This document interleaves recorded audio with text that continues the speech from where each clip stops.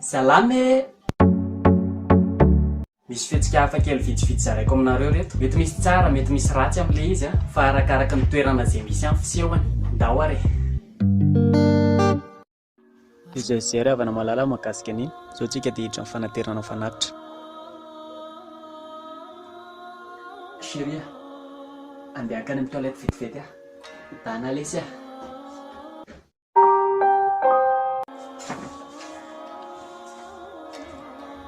Efa vita nga ny rakitra teo. Mbola tsy nandalo teto amintsika. Zay vao tena poritra.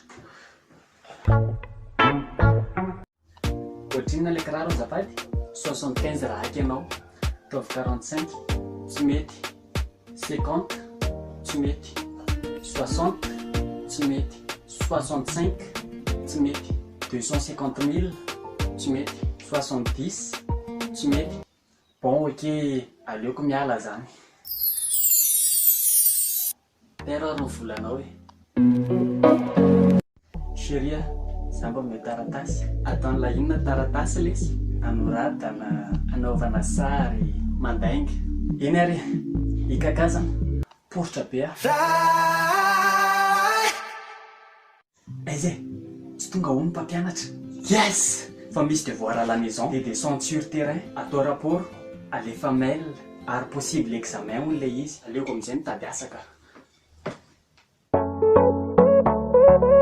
Salama tompoko. Do you speak English? Yes. Where are you from? Yes. Teza izay mahakasika an'iny a. Mankasitraka antsika izay naharitra nijery hatramin'ny farany. Raha nahafinaritra anareo dia aza adino milike, mipartage ary manisy commentaire kely eo ambany. Ciao!